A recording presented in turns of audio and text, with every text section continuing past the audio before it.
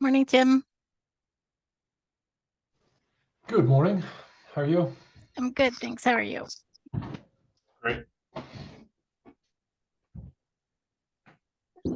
Camera. My computer does not allow me to blur my background in Zoom. Oh no. Yeah, apparently I don't have a good enough processor. I don't know why my camera's not showing.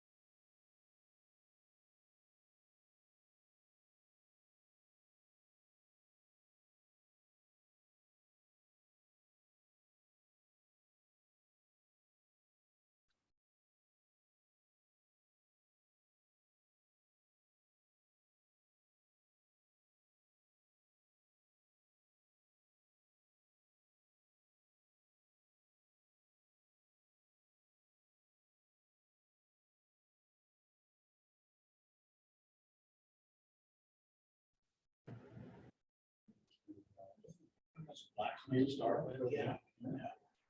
It's a good wax now. Temporary. So did you go down when they have to reset up their NT stuff? Steam up. Oh, yeah, I know George said that a couple times. Yeah.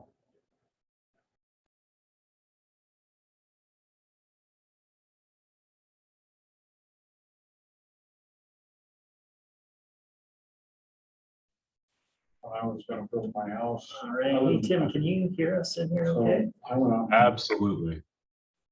Decided, well, yeah, cable tool rig and. Can you hear me? The And balls on the farm and so. How to run all that. Not very certain. I started doing, well, I went to the mini college.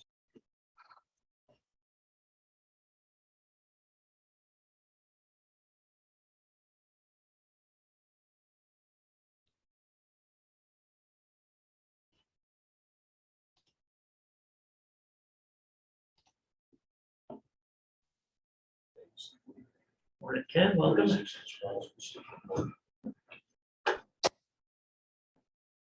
Nice to meet you. Meet you too.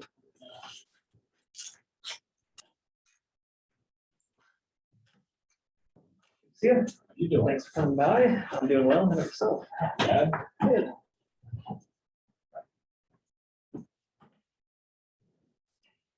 Everybody. Well, sure where Phil went, but that's us so far. How you been, Justin? I have been pretty good. Good.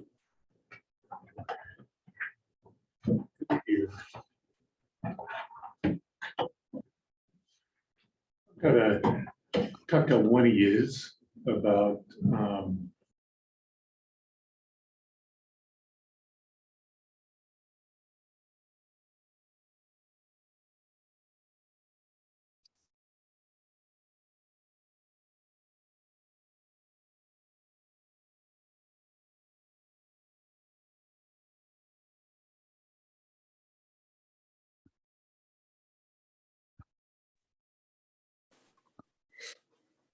Good morning.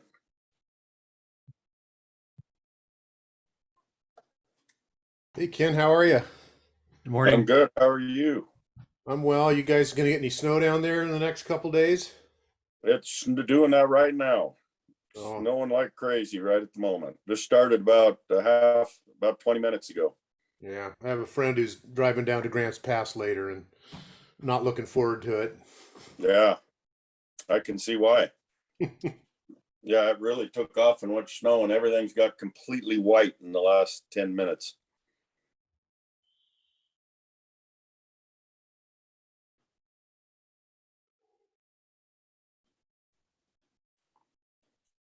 Right, I'm gonna turn that down a little bit, but it's not loud enough. I know. Break it back up.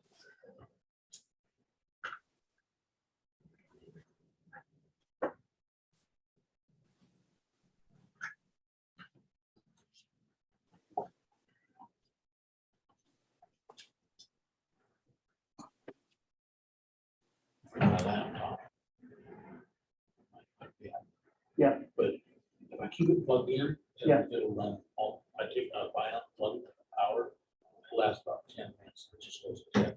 Yeah. But if I plug it in, recharge. Oh. It might not have too much to recharge too. I think it's time for me to find parts, but yeah.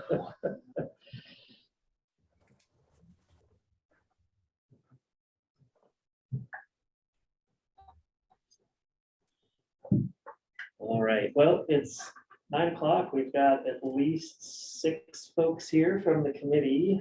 Do we have a quorum yet? I think that's quorum, 6 out of 9. That should work, right? Let's go with that. Okay. All right. Christie's got an intro for us just to remind everybody about the Zoom stuff. So, Thank Okay. you. Thank you, Justin. Good morning. I don't know why my camera's not working, but before we get started, I'd like to remind everybody that this meeting will be recorded and will be live streamed over YouTube. And as such, anything you say or do will be recorded and subject to public records. Justin, I'm going to start the live streaming, and I'll let you know when we're getting ready to go.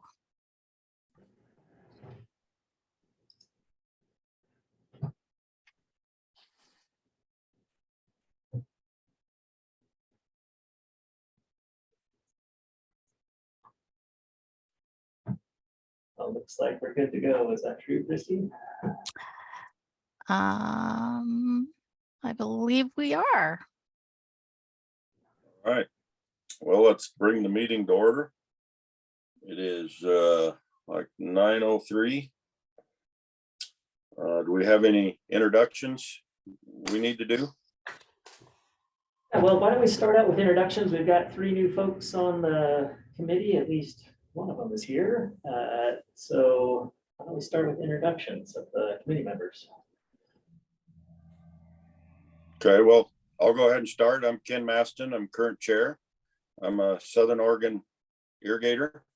And so go ahead, Marshall. I'm Marshall Gannett. I'm a hydrogeologist. This is my last year, I think, on the committee, and I'm vice chair. And anyway, that's it.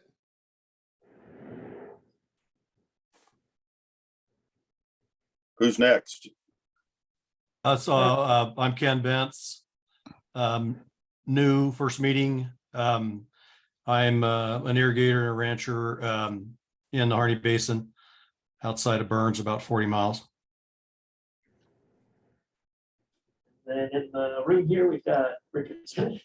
Richard Smith, Hillsborough area, grouchy old farmer, but just a domestic well owner, not an irrigator. I'm Phil Brown. I'm a hydrogeologist and I live in Beaver Creek, which is outside of Oregon City. Lloyd Sipple, Sipple well drilling right here, do drilling, pumps, water treatment, Salem area. All right, and I'm Justin Iverson. I manage the groundwater section here at the department. And Tim and Laura, why don't you guys introduce yourselves? Yeah, thanks, Justin. I'm Tim Seymour. I'm the new assistant manager for the groundwater section. So I report to Justin and work with a team of hydrogeologists here at the department. Hi, I'm Laura Hart. I'm a water policy analyst with the department, and I'm also helping out with some of the rule makings that we're going to talk about today. And Christy. Hey, hi, Justin. I'm trying to figure out how to let other people in here. And Okay. I can't seem. Are you a co-host, Christy? I'm the host, but Justin should be a co-host. I'm sorry, I knew something would go wrong on my first time trying to do this. If you go to Wait. participants, Christy, Yeah, can you see anybody in the list of participants? There should be like a waiting to join list. I don't see anybody that's waiting, Christy. there's 11 people.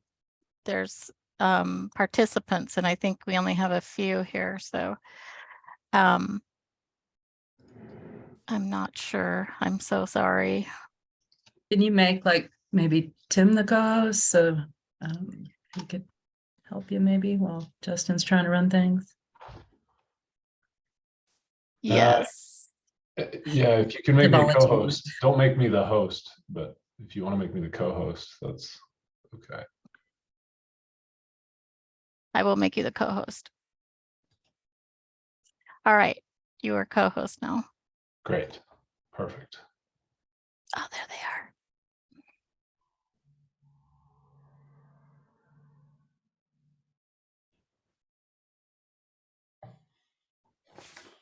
Okay. Let's see, I recognize Trent as a member of the committee, so welcome, Trent. We're just getting started and going through introductions. So if you're there and could introduce yourself, that'd be great.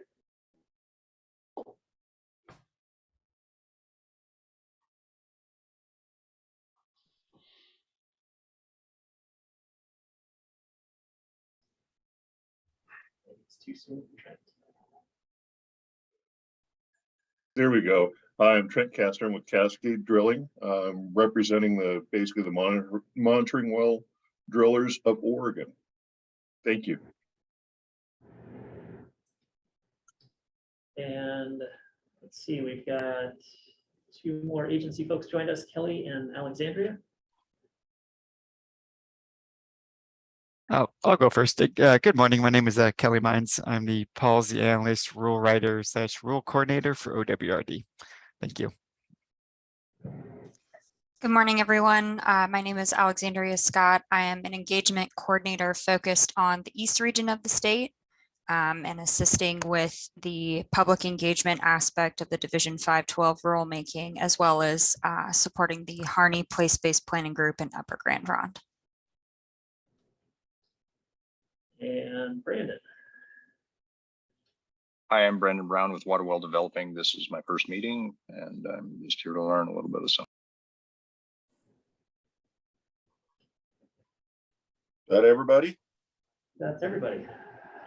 All right, so I guess the first thing we need to do is the approval of I'm thinking that means meeting minutes from November 15th. Did everybody get a chance? Go ahead, Marshall. No, I was going to move to pass them. I jumped the gun. Okay. I think. I'm sorry. No, go for it. All right. Do we have a second? Well, you should ask. I think if people have any questions, I guess. No, there's minutes. Okay.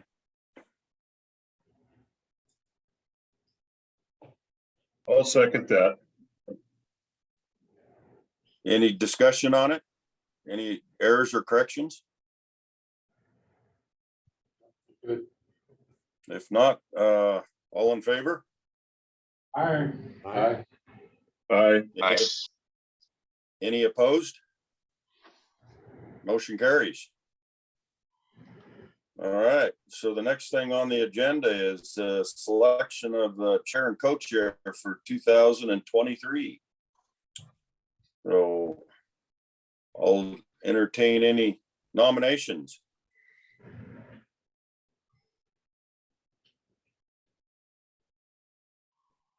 Well, I think it's working pretty good the way it's going. If he consents, I would nominate Phil maybe to be chair. But Didn't I just avoid that? I've done it for 2 times. I'm ready to. Not that it's a heavy lift, but I don't know. You seem to make all the meetings. That's good. That is true. Change So it is in a that- minute. So do we have, I mean, is that in, you're gonna put that in the form of a motion, one of you? I think it's kind of up to Phil to say he'd be interested in the job before I move that he be, nominated anyway. I appreciate the confidence, and if you folks would like me to do it, I'll be happy to step in. Okay. Well, I would nominate Phil to be the new chair. Do I have a second? I'll second it. Any other discussion? All in favor? Aye. Aye. Any opposed? Well, welcome, Phil, and glad you're taking over the job. Thanks, Ken. We normally have a co-chair as well, just in case I do end up missing one. Is Marshall and Ken willing to step in? Somebody with some experience doing it before, if I'm not here? I'd step in if you want me to. It'd be great, Ken.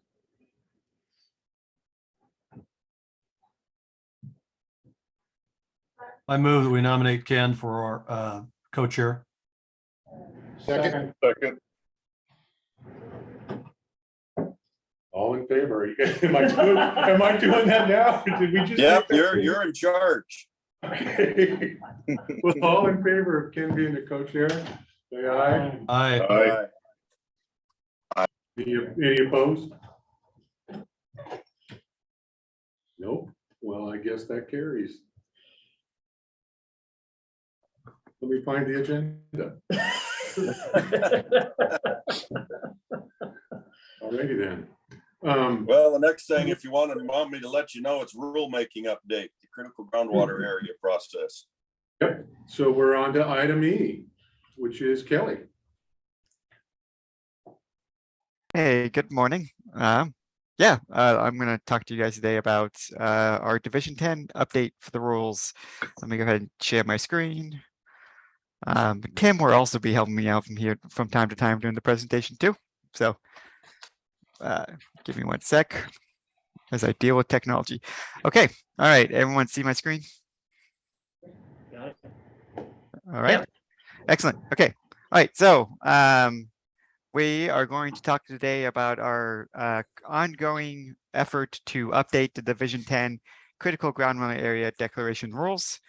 I've been here about 6 months, and on the day 1 of the job, they're like, "You're doing Division 10." So I got the easiest rules, luckily.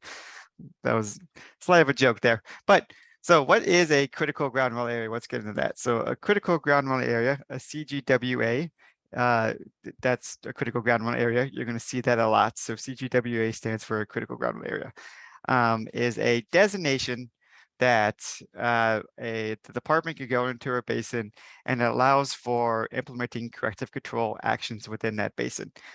So these are authorized by the statutes on screen here, ORS 537.730 to 742.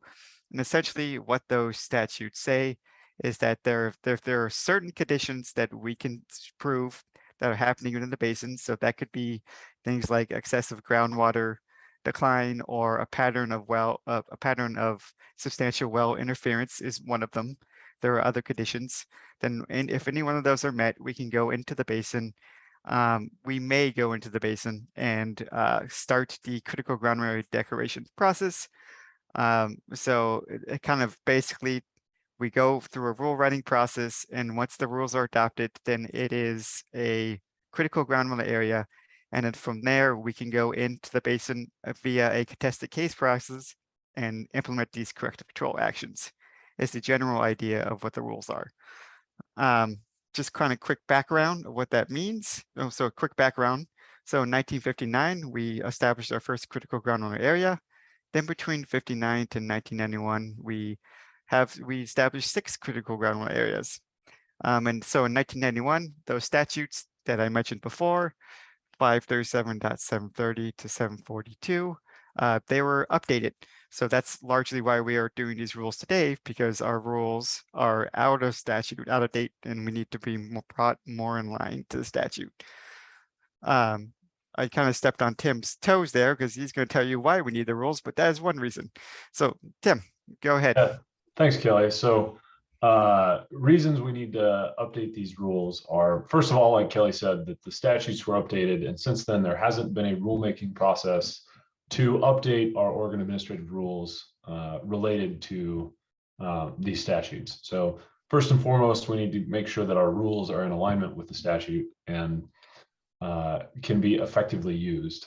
The next piece is, as with all rules, we want to make sure we're clarifying statutory terms and processes, and we believe it's important, based on those statute changes, to update our processes and our terms to make sure that we're properly clarifying the statutes and can use them effectively to actually declare critical groundwater areas, and then to implement those corrective control actions when necessary. And then the last thing is these rules are going to provide us with a framework for how the department goes about the process of designating a critical groundwater area. So by doing this rulemaking process and updating the rules, it really gives us the framework that we're going to use in order to follow this process. So here we've got a map of the current groundwater restricted areas. On this map, you'll see that red are current critical groundwater areas. These are the ones that were established prior to 1991. We have some classified groundwater restricted areas. So there'd be like limited groundwater areas. And then there's the one big area in the upper Deschutes that is a groundwater mitigation area. And as you can see, we've got the Greater Harney Valley there listed as a classified area. And we really believe that as conditions continue to change in Oregon, and as we continue to gather more information and data around the status of groundwater throughout the state, that we're going to need these rules in order to declare critical groundwater areas and protect groundwater throughout the state.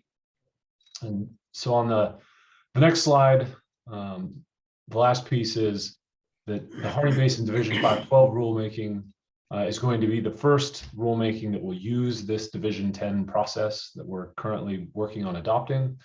And the goal is to start that process in April of this year. So we'll hopefully start the Harney Basin Rulemaking Advisory Committee process in April, and then hopefully we'll adopt those Division 10 rules shortly thereafter. And then the Harney process will follow the updated Division 10 rulemaking process, and we'll be able to move forward towards declaring a critical groundwater area in the Harney Basin. All right, thank you, Tim. And we'll be talking about that a little later, the 512 rules a little later in the agenda. Okay, so let's just quickly talk about the timeline now. So what is our goals? When are we planning on getting these adopted? Where are we in the rule writing process? So right now, we're currently in the RAC, the Rules Advisory Committee process. We started at December 2022. Our fourth RAC would be next week, March 2nd. And then from there, in April and May, we're going to start the public comment period. And hopefully at late May, not hopefully, so late May, the public comment period will end, and we're going to prepare our staff report to the Water Resources Commission. And then in June 15th or 16th, we're hoping to get adoption of the rules by the Water Resource Commission. So like I said before, we are currently in the Rules Advisory Committee, the RAC process right now. Then from there, just to reiterate, that we'll be going into the notice of proposed rulemaking, which kicks off the official rulemaking process And then once that happens, we go into public comment period. We're aiming for about a 50-day public comment period, so ending in late May. And then in June 15th or 16th, we go to the Water Resource Commission and we get adoption is the timeline. But what I've learned that's the projected timeline now. It could change. Things change quickly. So, but that's where we are still really trying to stick towards that June 15th adoption, because we need it for 5/12. Okay, so just kind of give the timeline of the RAC. So we start our one December 5th, the first one. I'm going to put a little caveat on the first one there. The first one was actually back in 2021 in December with Breeze Porter, who left the department, and this process was put on hold for a year, and I took that up. So I guess we can say that was the second one. First one led by Kelly. And then January 10th was our second meeting. Last week we had our third RAC, February 16th, and then we'll have our fourth RAC, March 2nd. The RAC members, we have a very substantial RAC consisting of 33 people from across Oregon. So these include city planners, special districts, domestic well users, environmentalists, we have farmers, we have non-governmental organizations and interests, and as well as tribes from across the state as our in our RAC, informing how our rules are written and giving us some pretty excellent comments and having really great conversations. Okay, let's go ahead and get into the proposed rules. So what exactly are in these rules? So as Tim said, starting at the upper left box here of repeal old rules. So as Tim said, the statutes were updated in 1991. Our current rules are out of line with the statutes. So we are repealing those old rules and we're implementing these new rules, which contain definitions that we use within the rules, as well as the required critical groundwater area criteria laid out in the statute. And then also additional requirements laid out by statute within the rules that must be in there. Then we have a local government coordination piece, as well as a consultation with tribes within the basin, federally recognized tribes. And then from there, we have the corrective control notification process. So this is after we have adopted the rules and we have a critical groundwater area declaration, we can go and start a contested case via corrective control notification process. And then once we get into that contested case and we get to the administrative law judge, then we get into the specific corrective control orders within the basin. What these rules will not do, right? So when we adopt these rules June 15th, it's not going to be establishing a new critical groundwater area basin or sub-basin. It is not going to be limiting any groundwater appropriation, and it will not be implementing corrective control provisions, right? So I really want to reiterate this. This is just simply the framework that the department needs to follow to establish a critical groundwater area. It's administrative rules, right? So it's not going to be creating a basin or a sub-basin. It's not going to be limiting any groundwater appropriation, and it will not be implementing any corrective control provisions. Again, it's just the administrative framework that the department needs to follow for a declaration. So just quickly giving you kind of an overview. We have 14 different rules within the proposed draft language. I would say about half of them are related to the rule writing process. Right, so again, we need to go into a basin. We need to write rules that update the basin rules. That's what we'll be doing in Harney, and that contain critical groundwater area declaration requirements. And then once those rules are adopted by the Water Resource Commission, then that basin is considered a critical groundwater area. So these rules here, section 100 to 160, and then there's a 240 here that we added later in the process. So section 100, excuse me. Oh, let me make sure you can see my screen. So section 100 is the purpose. That just kind of lays out what these rules are. Then we have our definitions. 120 and 130 are all the requirements laid out by the statute that must be written within the rules. 140 is our land use planning coordination with affected local governments. This is just us making sure that we are in line with the ooh, Tim, help me with the word. It's the state agency coordination Thank you. requirements. Yep. Thank you. It's always at the tip of my tongue, but I can never say it. Thank you. Okay, then this section 150 is the consultation with the federally recognized tribes. So that's any tribes within the basin or any tribes that are interested in the rural writing. We will consult with them. And then 160 is just what we need to do for the filing, who we need to notify, when do we need to do public hearing, that sort of information. And then 240 is procedures for any existing critical groundwater area, what we need to do to update the rules and maybe update curtailment as well. So the next set of rules are the contested case process, right? So this is when we actually can go in, go through the contested case process and order curtailment. So section 170 is our initial notification of proposed corrective action. So that's just a document that basically a heads up document to all the groundwater users within the basin and exempt well users saying, hey, we are going to start a contested case process in orders.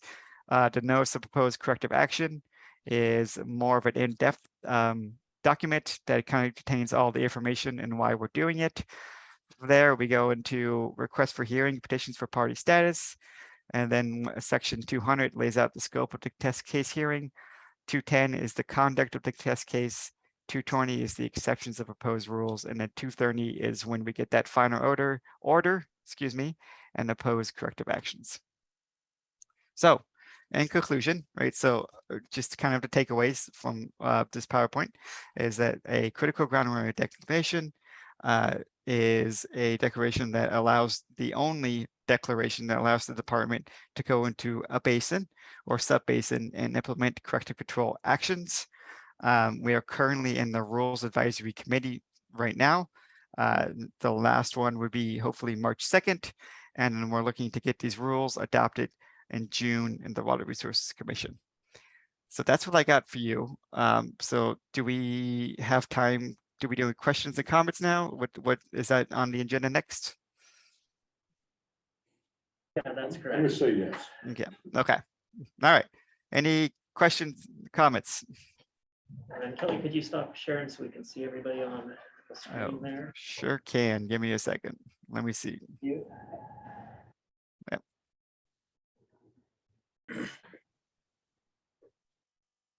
I have a couple questions. Yep. Go ahead. Okay. Yeah. Are there, you guys characterize this as sort of a housekeeping sort of a thing, to make the rules square with the statutes. Are there any changes in the criteria that allow the initiation of a critical groundwater area? Or is that pretty much what it's always been? When you say criteria, just like a pattern of substantial. Yeah, right. I Yeah, mean, yeah. yeah. No, so the criteria has not changed, right? So we're just following what's laid out in that statute in the 1991. Okay. So, yeah. Okay. Well, I guess my question is, did the old rules have a different criteria than the new rules, or did the statute actually change the criteria? Or am I getting too far down into the weeds for? No, it is my understanding that the statute changed the criteria. Okay. Yeah. Were there any changes in the sort of corrective actions? I mean, they're sort of logical, the throttle back pumping, I guess, in one way or another to mitigate problems. But is there any sort of noteworthy changes in sort of the menu of things that are at the agency's disposal that are defined as corrective actions, or is it pretty much the same as the old process? Not to my knowledge, but my knowledge is 6 months old. So maybe Okay, yeah, Justin, you can want to maybe Justin questions. Yeah, Actually, yeah, that's a Justin. Yeah. Honestly, Marshall, I am not engaged enough with this process to know all the details from 1991. I mean, that statute's Okay. been there for quite some time, since before I was out of high school, and that's just what I've always known. My understanding is that after the Butter Creek specifically, but also the Stage Gulch critical groundwater area designations and seeing that process go through, that's when the legislature updated these rules. And what all the details are, I couldn't tell you specifically. Okay, well, that was it. I guess my main thing was I just wondered from the perspective of a water user, sort of the front facing part of this, is there going to be is it going to be fairly transparent because a lot of these are internal things, or is it going to be a whole new experience? Not that, you know, in fairness, nobody has any experience with this stuff because it's been, 30 years since it ever happened, but I actually think I worked for the department before 91, so I remember it was a big deal, the critical groundwater areas. Yeah, so one thing I'd say from the rulemaking perspective, currently there are only 5 sections of rule in Division 10. And as you saw in the presentation, there's going to be significantly more than that now. Right. So the rules are actually going to be much more robust and clarify the process more fully. And I can't really speak because I haven't dug into the history of the statute. So I can't really answer your question about how did the statute change from pre-91 to post-91. But what I will say is from an end user's perspective, when these rules are adopted, you should be able to read through them and understand what the powers of the commission are related to designation of a critical groundwater area and what corrective control measures they can implement in order to try to resolve whatever the reason was for the critical groundwater area designation. And it should be much clearer to everyone what the department's role is, what the commission's role is, and then, what the expected outcome is. So good. Thank you. Yep. Question just to follow on really with what Marshall was asking. So I noted that there was a segment in there that considered changes to existing critical groundwater areas. But the answer to Marshall's question is there a change in criteria, or is there a change in corrective action from aligning to the statute? The answer was no. So really it would just be more, well, let me phrase it as a question. Are you anticipating any substantive changes other than text in the rule on the existing critical groundwater areas? So that section of the rules is dictating how the department and the commission can move forward with updating currently existing critical groundwater areas. So that won't actually affect any of the current critical groundwater areas in any way. It doesn't change their current rules. It doesn't change allocations, etc. But what it does is allows us a framework by which we could go back and update those. So depending on what the current, the continual changing situation is within one of those areas, right? So Butter Creek, for example, if we continue to see declining groundwater levels, etc., we may need to go back and change the rules in order to update either the corrective control provisions or potentially update the boundaries of the critical groundwater area based on new science and a better understanding of how the groundwater flow system works within that area. And so that section allows us the framework by which to go back and make those updates and make those changes to improve upon the critical groundwater area. So it isn't just fixed and permanent forever. Does that answer your question? Yeah, clearly. That was good. Thank you, Dan. Yeah. So I got one question here. I know, if I remember correctly, now correct me if I'm wrong, but in the Harney Basin out there, Ken's previous person on this committee, Mark Owens, was telling us that there's a local committee that they formed out there that was trying to help with this process. Are you guys still working with that committee? And is this going to be something that in critical groundwater areas that you come up with here in the future, you're going to work with local committees and this kind of stuff? Yeah, so answer your first question. Yes, we are working with that committee. They've actually been invited to join the Rules Advisory Committee for Division 512 rules. So they will be very much a part of the process. To answer that second, I can't speak to the future, but I do know that in our rules, there's a lot of transparency written into it required by the department that requires us to go into the basin and work with the locals, hold on public meetings, like post our reports 4 months in advance. So we're definitely, as looking at the policy side, we will be trying to work with the basin members. We're not gonna just go in there and not listen. We're gonna try to find our best possible goal, right? We'll start at A, but probably end up at goal D based off of what they're saying. So we don't affect them as much, because this is going to be, it's going to affect people, right? So we need to have that in mind when we do these rules. Okay, And thank you. just to be clear, Ken, are you talking about the place-based planning group, that effort, or is that a different committee? Alexandria, can you speak to that and clarify that a little bit for me? Yeah, Thanks. I'm happy to clarify, Tim. So the committee that he's referring to is the Harney Groundwater Study Advisory Committee, which was formed to help USGS and WRD staff working on the Harney groundwater study. So that was the 5-year study that wrapped up and was published in April of 2022. And it is written in our current rules for Division 512 to convene a rules advisory committee, with the groundwater study advisory committee invited to serve on that rules advisory committee by April 2023. So we are on track for that. Yes. So I guess Thank the you. answer, to try to answer the second part of your question, then Ken, that specific committee is obviously designated solely for that groundwater study. If we're going into a basin that doesn't have that committee formed, then we wouldn't be able to work with them because they wouldn't exist.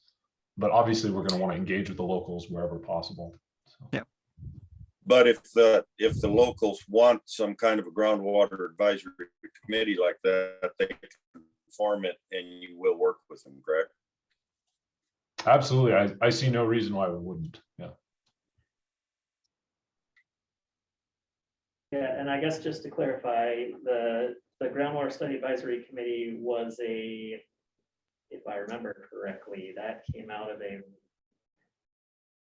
rules process, right? So Division 512 is the part of the Oregon Administrative Rules that has the basin program, like the rules that are specific to the various around the state. And while, when early in the presentation, when Tim put up the map of all the groundwater administrative areas, the Harney was a classified area, right? So in the basin program rules that back in 2016, the department classified, or the commission, I should say, classified that area for exempt uses only. So we recognized that it was over appropriated, and we said, okay, we're not going to issue any more permits in this area, but exempt uses for domestic wells or stock wells or industrial commercial wells were still allowed. And during that process, in working with the Rules Advisory Committee and the engaged local folks, they had requested, hey, we want to know more about this, and hey, we want to have public input into that process of knowing more about the groundwater system. So through that Rules Advisory Committee process is where we designated that groundwater group and initiated the study and followed through with that. So will we, work with people in the future? Absolutely. And just to be clear, that's the process by which we went through doing that in the Harney case. Okay. Well, that was a good discussion. Is there any follow-up there? All right, we're still a little bit ahead of schedule, so we have plenty of time for that. And that takes us to item F, rulemaking update with respect to well construction with Chris Bird and Laura Hart. Great. Thank you, Mr. Chair, members of the committee. Laura, can you get that on the screen, please? Yeah, hold on.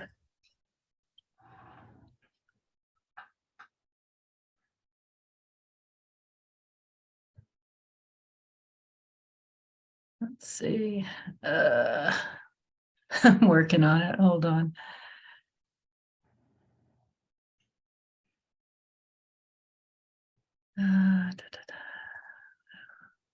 Stop.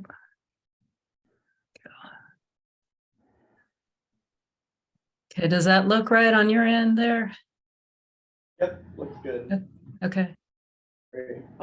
So we're here to talk to you today about the rulemaking for well construction. There are several bills that this is working to implement at least components of. And we'll talk about all of those. And but first thing we'll do is talk about kind of the rulemaking process. And Laura's going to take that piece. So Laura. Okay, yeah. And I think I was going to say hi to Floyd. He's been on our RAC and very involved. So wanted to acknowledge that we've got a team member there in the room. So the purpose of the well construction rulemaking, there got several things we need to take care of with this rulemaking. First, we've got some pieces of legislation that we need to implement, and we'll go into more details about these, but House Bill 2145 that I think you all know as the well construction modernization or program reform bill. House Bill 3030, Senate Bill 688, which is a statewide piece of legislation that deals with offering a temporary license pathway for spouses of members of the armed forces. And then House Bill 4061, which is the water hauling bill, but for our purposes, there's one provision in there about the timeline for issuing a notice of violation upon becoming aware of the violation, I guess. And that's the only piece of that bill that we need to implement with this rulemaking. Then some other things we need to take care of here is we're looking to align penalties for minor violations and major violations across divisions. There's some disparity in there, and so we're taking this opportunity to line things up. And we also need to restore a rule that was deleted. My understanding is there was clerical error several years ago, and so this is just a rule that we're just putting back verbatim, essentially. And then just some basic housekeeping issues, spelling, grammar. We've got some fuzzy figures that we're updating with clearer figures, and then I think there's some data-driven figures in there as well, that there's more up-to-date information, so those figures are being updated to capture that newer information. And so some of this you guys are well aware, but we'll go through it real briefly. Just the background on House Bill 2145, which is really the main driver behind this rulemaking. 2016 to 2019, there were several reviews that found deficiencies in the program. And in response to those reviews, our agency worked with you folks and others to draft legislation to address the concerns that were revealed in those reviews. And then in 2021, House Bill 2145 was passed, and essentially aims to modernize the program, protect the resource, as well as provide timely assurance to drillers that their work is being performed to standards. And we have effective dates that span from January 1st of 2022 to July 1st of 2024. And then this particular rulemaking doesn't implement all pieces of 2145, for instance, the WRF, the funding program.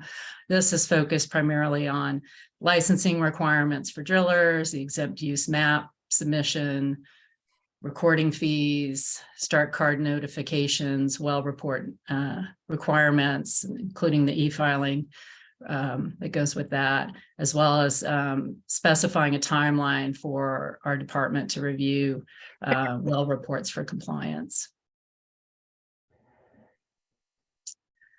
And then turning to House Bill 3030 and Senate Bill 688, just a little bit more information about this. I can't tell if you're seeing that or not. So basically this authorized, and this is again a statewide requirement, so all agencies do this. This particular piece of our rulemaking tracks right right along with the statute. Authorizes agencies to issue 2-year temporary licenses for well constructors if they meet certain criteria, which we've outlined here. But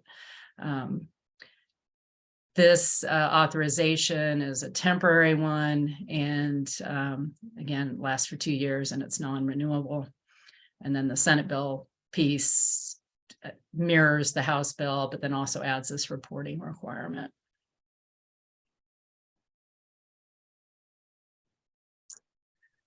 And then House Bill 4061, and this, I think this is a picture from one of our RAC meetings. Looks like it. This piece extends the time period for issuing that notice of violation after becoming aware of it from 5 calendar days to 10 business days.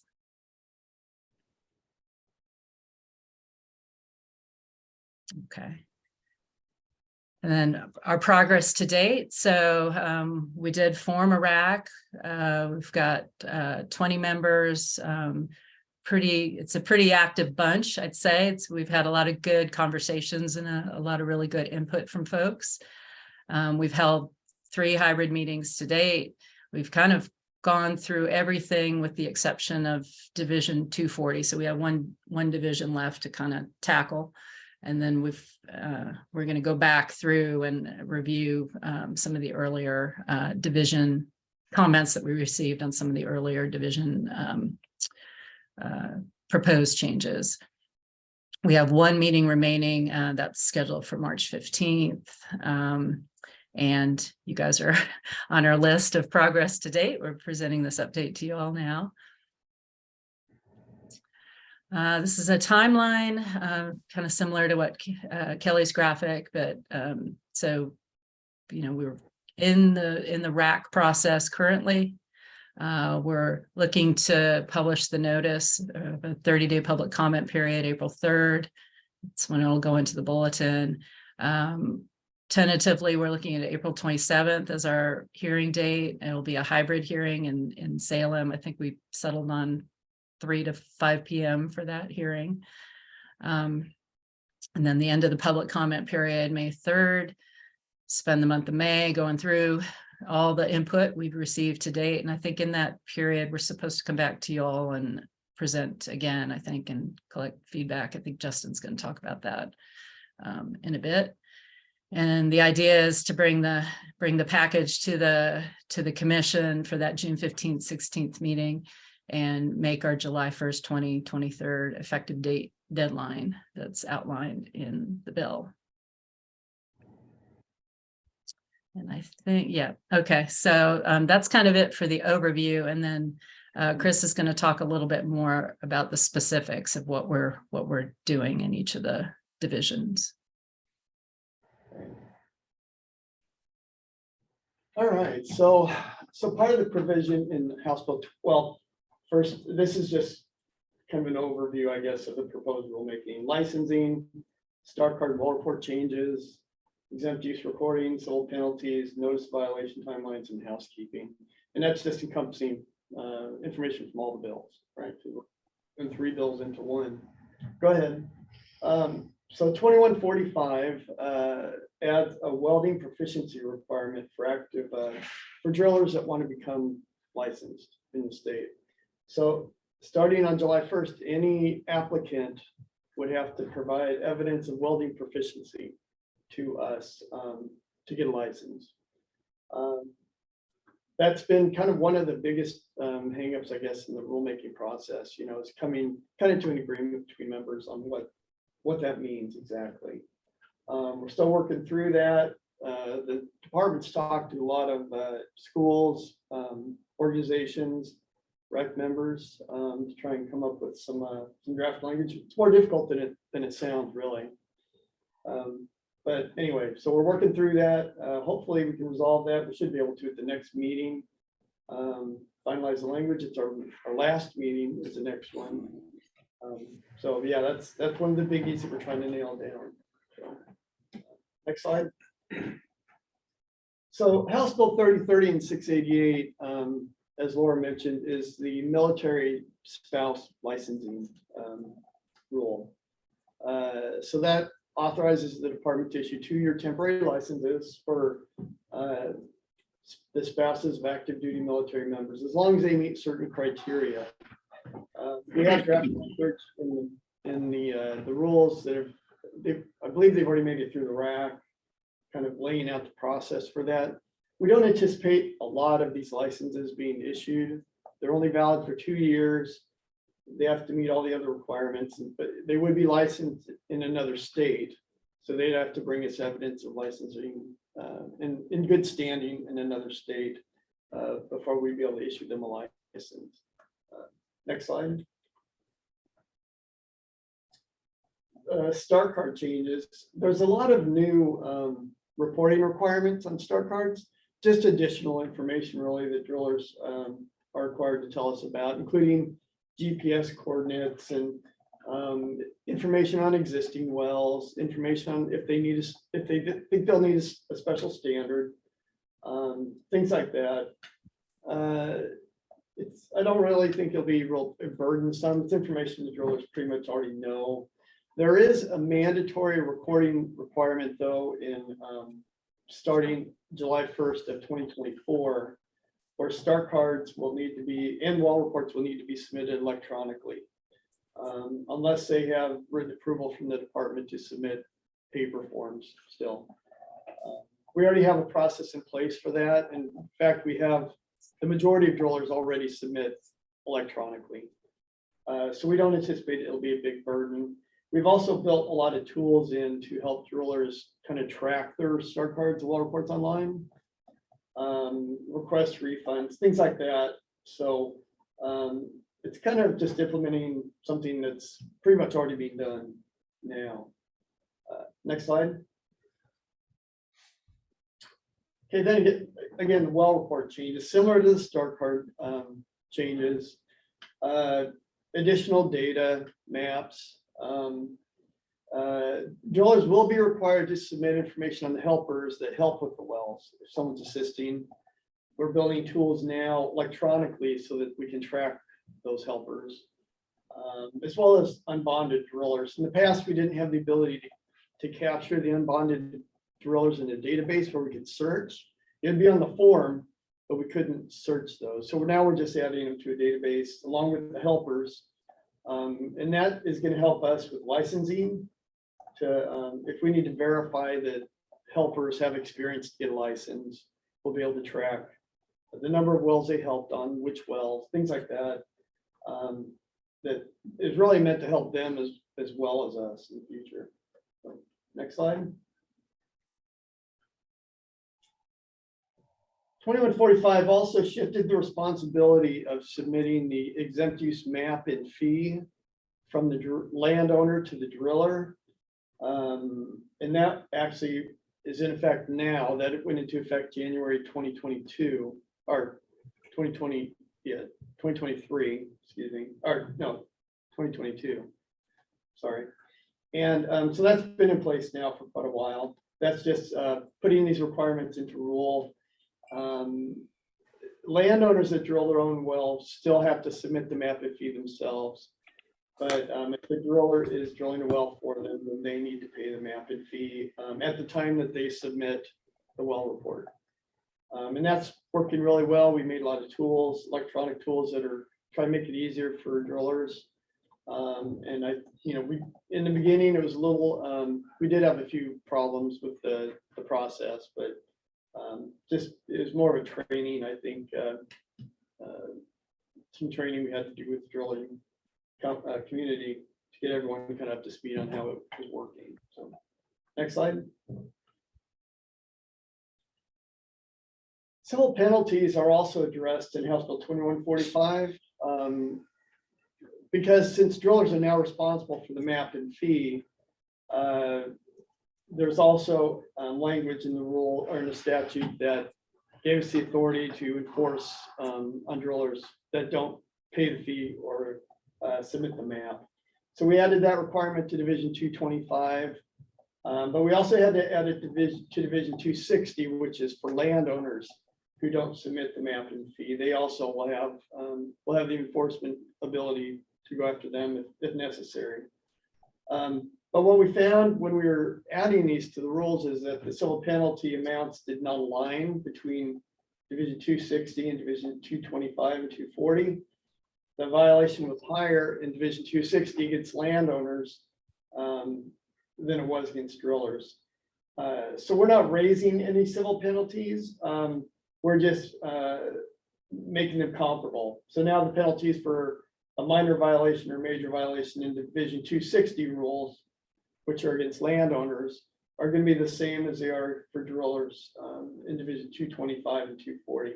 We're just trying to make parity there. And the amounts in 225 and 240 hadn't changed since 1986. So it's been quite a while. Next slide. Along with these changes, we're addressing the civil penalty or the notice violation timeframe. So if the department discovers a violation, for instance, against a landowner who's drilling their own well, who maybe abandons their own well without a license or without a landowner permit, we have the ability to start the enforcement process. This only affects Division 260. So it's only for landowners. This doesn't affect drillers, but it gives the department more time to get a notice out to these folks that they've had a violation from 5 calendar days to 10 business days. This is already in statute, but we're just aligning the rules to match statute. So there's nothing new here. We're just an alignment thing, and it just gives us more time to actually meet our requirements. Next slide.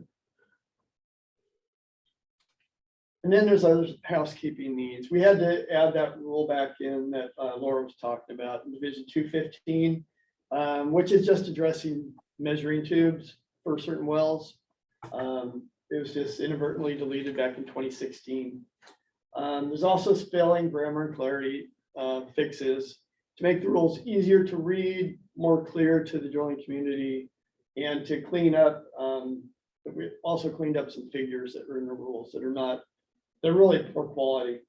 So we're taking the opportunity, since we're in there, to go ahead and fix those. Next slide. Laura, what's yours? Okay, and this is duplicate kind of the timeline you saw earlier, but our next steps, again, we've got our final, we hope, we think, RAC meeting scheduled for March 15th, hybrid. Y'all are welcome to join us. It'll be 1 to 4 p.m. in Rogue, as well as available on Zoom. Publishing our notice of public hearing and 30-day comment period starting April 3rd, convene that public hearing, get the proposed rules to the commission, hit that effective date of July 1, 2023, and then continue to build on our communication and outreach to make sure the industry knows what's coming. And then we plan on bringing these back to GWAC during the public comment period for your comments. We'll get more specific with the rules. We can show you what we ended up with, so we can get your comments during the public comment period, so that if there's any more changes we need, we can make them. So, any questions on these? I have a question. This is Trent. Going back to the welding requirement, I'm getting a lot of pushback or a lot of questions from the monitoring well installers, you know, as far as the monitoring well license is concerned. For one thing, as a monitoring well driller, you're not allowed to weld on site. So that's something that we don't train or teach. And is there any provision for monitoring wells as far as a monitoring well license? It's already difficult enough to get the license as it is, and then having another welding requirement, we're losing a lot of people as it is, and this is becoming a real bone of contention just because we're just not allowed to weld. Everything has to be threaded. Yeah, I mean, that's a good question. That was brought up at our last meeting, actually. One problem with that is that we have one license. right? With endorsements. So you get a water supply well license, and then whatever endorsement you get, either monitoring well or water well, is the kind of wells you can drill. So, and the welding requirement goes with us issuing a license. We're gonna talk about that at our next meeting. I don't know yet exactly what we can do with that, if anything. Yeah, I mean, since it goes specifically to the license itself, which is, you know, the main water supply well constructor's license. Well, that brings up one question though. When we send guys down to get licensed for monitoring wells, they don't get a water well license. They get a monitoring well license. So so they're not allowed to abandon or do anything with water wells. But so I'm a little confused on that. So it's what they get is it's a water supply well constructor's license with a monitoring well endorsement, right? If you read the definitions, it's addressed in the definitions of how we get that. Yeah, so I mean, I don't know how we're gonna handle that. We're gonna look at that and see if there's any way we could do something maybe different for monitoring wells. But since it's on the main license itself, which is a water supply well construction license, I don't know what we can do, so. Okay, fair enough. There'll be more to come on that. Yeah, we understand the concern there, though, monitoring well drillers. So, Chris, if I can just clarify, is the issue in the statute that the statute says license and the rules are there's one license with endorsements? Yeah, the statute says there's one license and the rules break up the endorsements. So the statute doesn't say you can issue, you may have a welding requirement. I mean, it says there shall be a welding requirement for a water supply well construction license. Right. So, Okay. yeah, and yeah. So I just want to be clear for myself and perhaps for Trent, in that we have to work within the statute. So we've got to see what we can do within that statutory language to address those concerns that have been brought up. So. Yeah, I mean, the statute says you have to demonstrate welding proficiency. So, yeah, our hands might be tied with that. I'm not sure, but we're gonna kind of dig into that. I appreciate that. Thank you. Chris, why is there such a focus on the welding? I'm not a driller. I'm a landowner that has drilled his own wells. Some of the easiest welding you're going to do, it's nice thick casing. Technically, in my mind, you don't have to worry about leakage because you've sealed the well anyway. By code, you have to seal it, so you shouldn't have to be addressing contamination. It isn't a structural thing like building this building. Why such a focus on it? You'd be surprised at some of the welds we see out there. It's, I mean, we have, you know, if you have a split seal, for example, with a well, you might have a lower seal and an upper seal with a water brain zone in between. You could have leakage between those zones. We have video of water shooting through bad welds. Your casing could break at a weld as you're placing it in the hole, you know, and you could, part of the bottom could, you know, part of the bottom piece of the casing might fall off or something. You never know. I mean, there's just a lot of issues really with the welding requirement. You know, at land surface, if it's above land surface, you have a bad weld, you could be a conduit for contamination, or you could have leakage. It's an artesian well. Yeah, there's just a lot of factors really involved. I'm just curious because as far as I'm concerned, it's easy peasy for welding. Or maybe it's because I like welding, but yeah, you might be good at it. We have some that think they're good at it, but yeah, we don't, you know, there are others that, you know, we have videos and pictures of failed welds. So it has been an issue. okay. Any other questions? I guess, so this is gonna kind of play into the next agenda item, but Floyd, do you have anything, like, as a person who's been sitting on the rack, anything that strikes you as? Well, I kind of agree with Chris, you have different classifications of people like well. And your determination that you weld where the seal is, that's fine if you seal to 20 or 40 feet, but if you're driving a pipe through aquifers and they have a leak, you're gonna have cross contamination or commingling the water that way. So I think it's critical.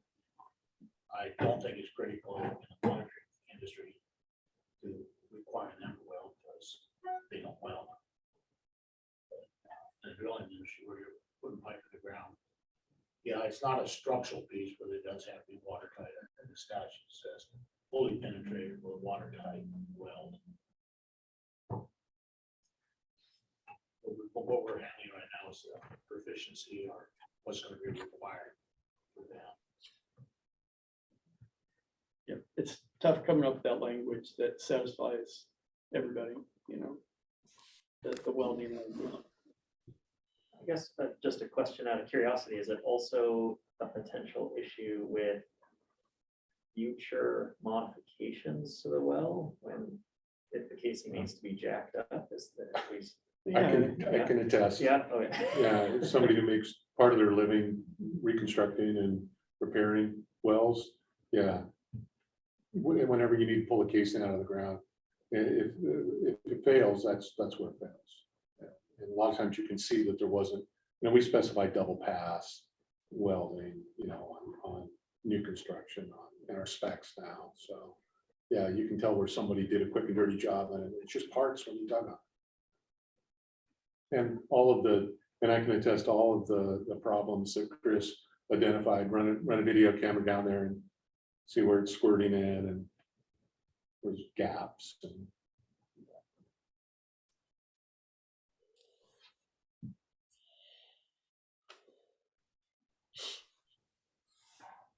if there's no more discussion on item F with that rulemaking, we'll move on to G.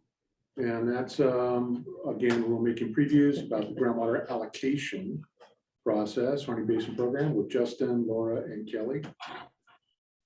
All right, so no PowerPoint for this one, just want to have a discussion. And as we're talking, I realize as the person that drafts up the agenda, perhaps some of this I should have said way up front just to set the stage. So I guess I did mention it in a email back at the end of our last meeting in November that there's a lot of rulemaking going on right now. And I had attached a document that gave all the rulemakings that we had either going or planned, and at least 4 of them, there was a column, groundwater advisory committee input, identified or requested, and a bunch of check marks going down that list. So certainly these 2 that we just heard about that are active, the Division 10 rules that again are the process by which we look at critical areas or designate critical areas going forward.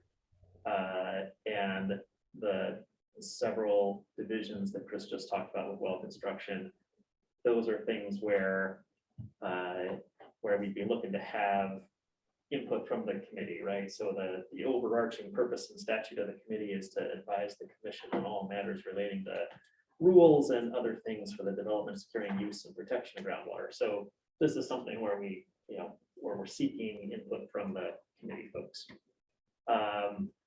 And with this meeting, we just want to give you an overview of everything that's out there. And so I'll talk about 2 upcoming things that I think that have been teased in the past, but I'll just talk about those. And then I want to spend most of the time on this agenda item talking about how to engage with the committee and how the committee wants to engage. What's the best process for doing that so that we get your expertise as well, both providing input to how the rule language looks, as well as a recommendation or not, or however you want to phrase it, to the commission when they start to look at approving rules, right? And they see the final drafted language to have the committee's input on that available to them. So real quick, and then we'll talk about all 4. I just want to chat real quick about 2 rules that are rulemaking processes that are going to start in April in a couple months. First of all is Division 512. We mentioned that before. That is the basin program rules for the Harney Basin. Been working out there for 6-7 years now, and certainly have had lots of presentations to this group or iterations of this group in the past about what we've been learning and why, and now we've come to okay, we have a greater understanding of how the hydrogeologic system works, and there's certainly some areas that are water levels are dropping, and it's just not, it's excessively declining by rule definition. It meets the criteria for designation of critical area. We in both want to, we've been working with the community out there for years. They're interested in a voluntary agreement that would control in lieu of formal orders of the commission. So we have been and will continue to work with the community on a voluntary agreement process. And as a backstop, we want to go forward with the critical area process for a couple of reasons. First, that forces drawing of boundaries around areas where we think corrective controls are needed, so that folks in the Harney Basin know, all right, here's the line where we're going through a process to designate a critical area and curtail by priority date, so that they know who needs to come together and make a voluntary agreement. And it also provides our statement of the goals of the corrective control provision. So what would our regulation aim to achieve, such that a voluntary agreement can say, okay, that's the target that we're looking for, or we even think there should be a different target, and this is why. But it gives them a very concrete, this is what will happen without a voluntary agreement, so that the voluntary agreement can make sure they address all those things or know what will happen if that doesn't go forward. Know that Kelly and Alexandria have some plans to be out in the Harney Basin in a few weeks, so maybe I'll turn it over to them just to give a quick update on what their plans are. Did we lose Alexandria? We did. You still have me though, All right. for that's what that's worth. Yeah, so we are planning on going up and hosting a bunch of listening sessions from March 6th to the 10th. Will be, I think the plan right now, Alexander has more of the like in-depth logistics, is that we'll be at Rep Owen's office. Just kind of hope we are doing a news article to let the basin members know. We'll be just kind of posted up in Rep Owen's office, and then hopefully be attending meetings in the evening time to kind of just gauge where the public is. Our primary goal for these listening sessions is to get RAC members, so people from the public, to be interested in joining the RAC, so they can help us with the rule writing process. And then also just give them just a general overview of what it is that we're talking about. So that's the goal of those listening sessions. So as Alexandria noted earlier, and I'm sorry, I just realized that I remember that she had a 10 o'clock meeting, and it's obviously after 10, so that's where she's at. She had mentioned earlier that we will be holding our first RAC meeting in April. So right now we're in the process of building the RAC. And then we'll go from there, and we expect to have a fairly involved and lengthy RAC process for the Division 512 rules. Certainly the critical groundwater area rules, when we're going to be starting the Division 512 before the Division 10 is done. So we're doing that in parallel, just starting the discussion mostly on, well, we'll have a good idea of what the Division 10 rules are proposing. They just won't be officially adopted yet, but we'll get the conversation started. We'll talk about voluntary agreements. We'll go forward, and Division 10 will be complete, and then we'll continue on from there toward the critical area designation. And one thing that Division 10 has, it's public engagement plus, right? So the public comment periods are longer and more involved. The notification is more involved. It's a regular rule writing and then some. So it's gonna plan to take a while. So the other thing we're going to start in April is our groundwater allocation rulemaking. So again, presented at past meetings about the commission's request that we look at updating the groundwater allocation rules. So that's a new application for a new groundwater right and how we assess that for capacity of the resource and other public interest provisions. To be more protective of senior users, existing users, and more long-term oriented for sustainability of the resource.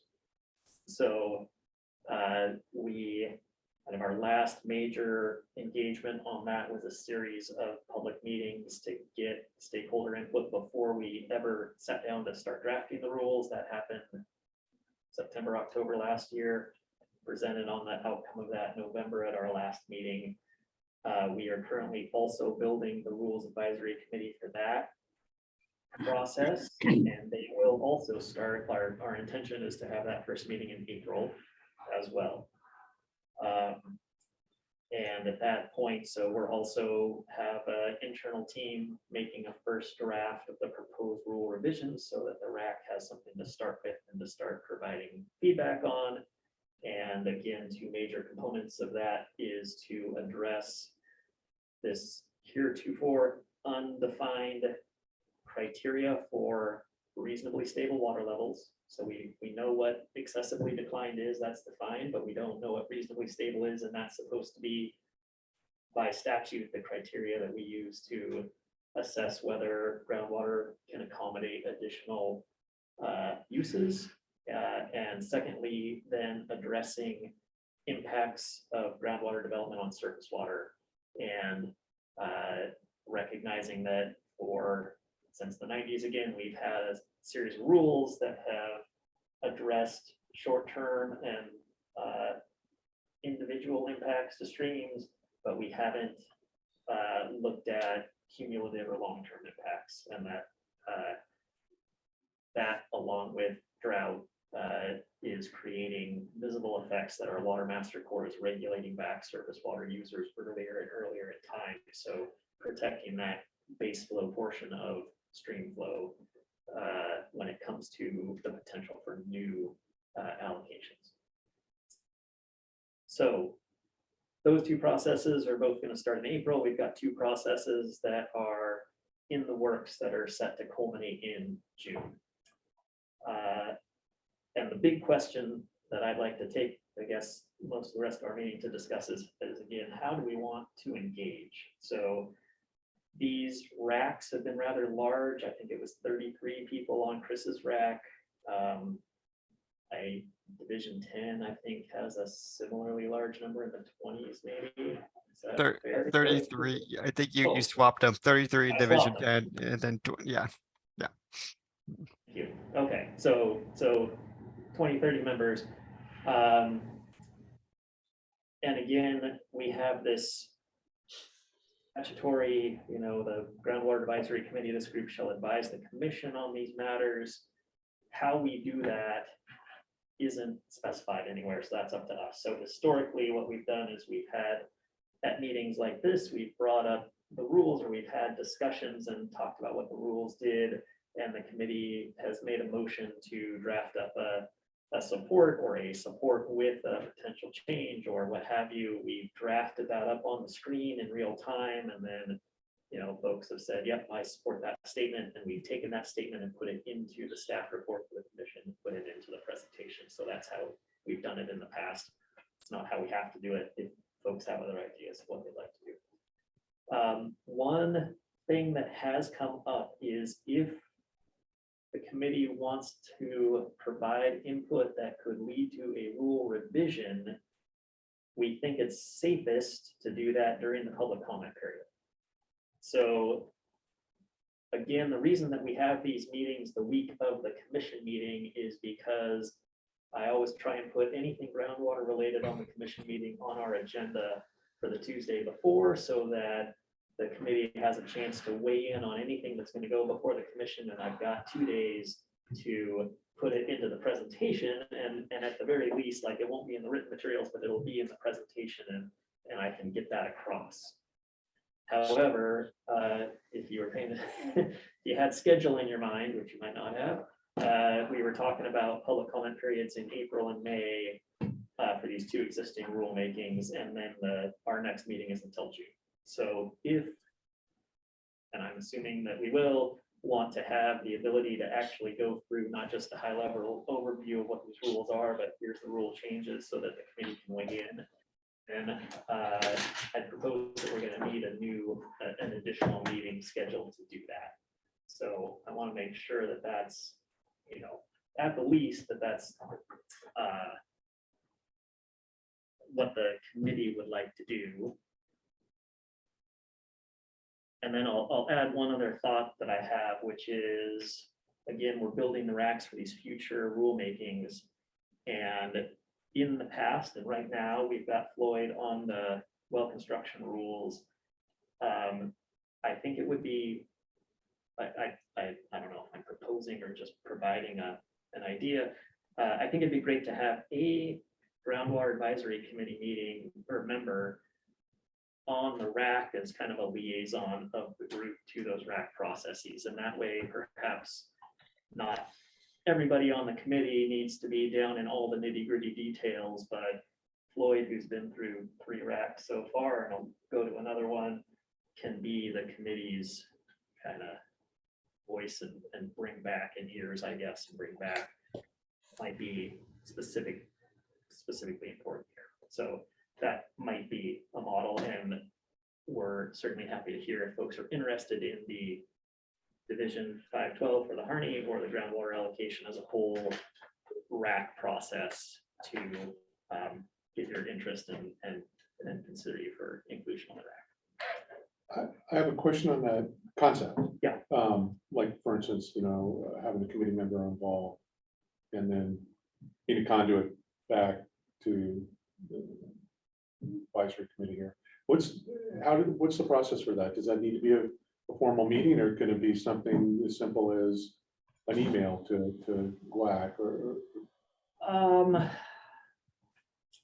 That's a good question. From a public meeting perspective, I think that for the group to come to consensus and adopt some statement for the commission, I think that has to be an open public meeting. Sure. But information, I think, can be forwarded to the email list, right? You can reply all to the emails that I sent out to the group and get that information out ahead of the meeting, so it's something for you to consider, right? Mm-hmm. before we meet. Whether or not that gets posted, I'm not sure. But anyway, I can figure, I'll figure out if anything else has to happen for that. Okay.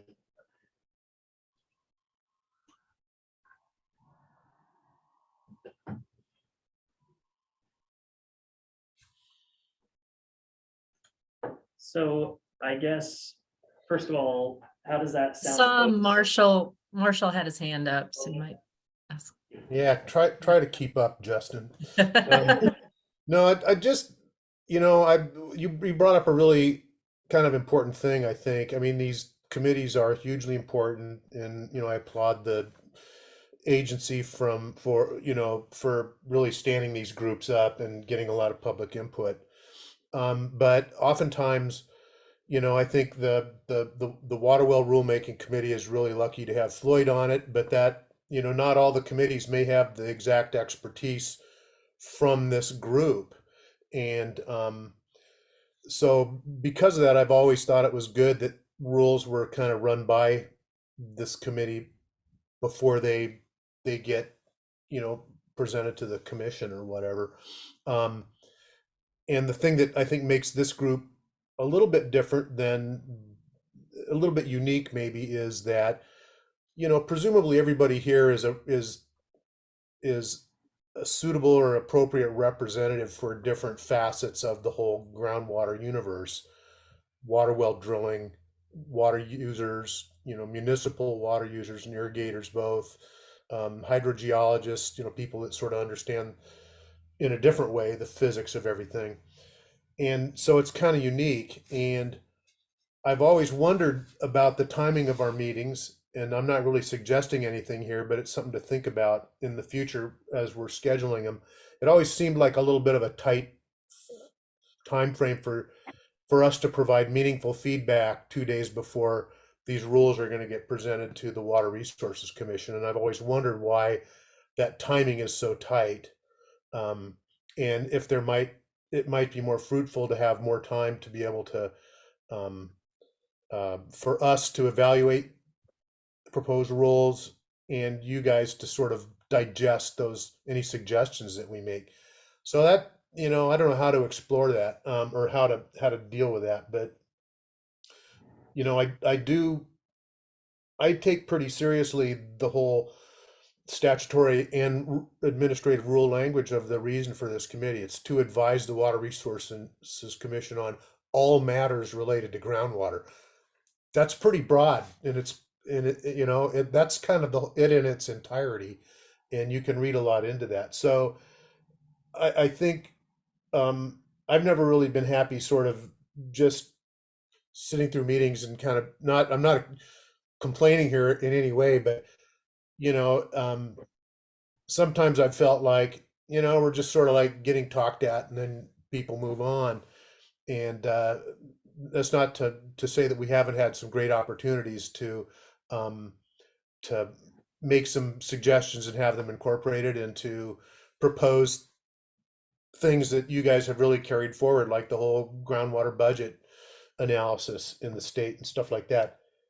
But it would be really interesting, I think, productive to think about how we time things when things are presented to this committee, and if we need to change our meeting dates so we're kind of able to ponder stuff and have input while you're in the thick of developing it in the public comment period. Say, I'd be all for that. I'm not really married to any particular schedule for these meetings, other than I want to maximize my time and everybody else's time here to make sure that we're able to provide meaningful feedback in a time that you guys can use it. It's a long-winded comment, but I hope it kind of, you understood what I'm trying to say.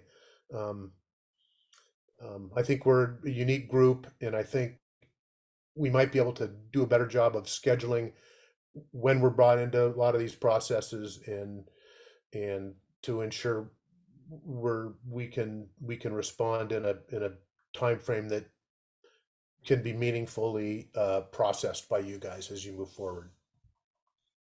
I agree with Marshall on that if we need to have these meetings a little sooner than a couple of days before the commission meeting, I think we should, just for that reason. So I agree with Marshall on that.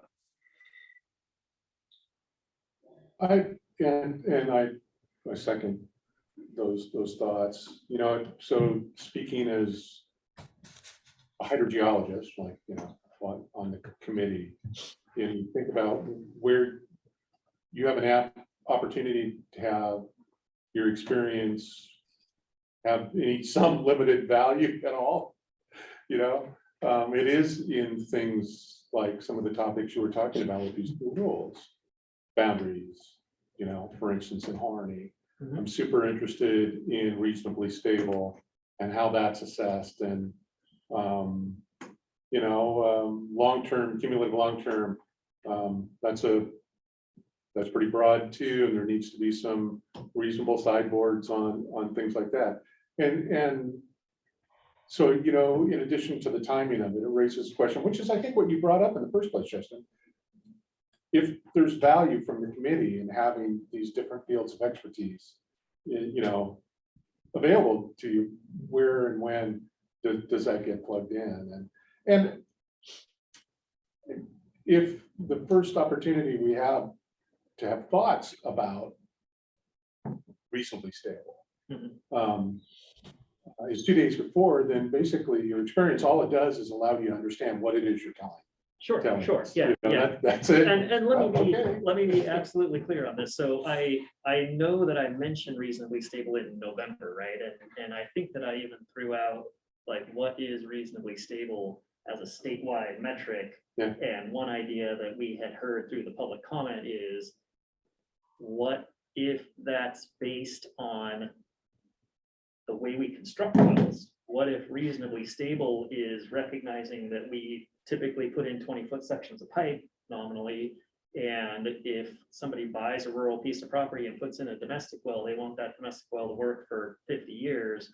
So what's reasonably stable with respect to how that well is constructed? And if you hit water and then you put in 1 pipe length, 2 pipe lengths, 3 pipe lengths, do we tie reasonably stable to some available drawdown below whatever the water table happens to be I do there? recall So, that, yeah. yeah, so I want to be clear that while that's not like official input to the rules, like I do want to, like, for these rules, hopefully we're giving as much advance notice as we can so we can start talking about it now. And I'm happy to have those conversations and shape, just like the public meetings that we held, get your input on before we ever put pen to paper or whatever, fingers to keyboard, and get that in there from the beginning. So that's there. I want to make it clear that that's there.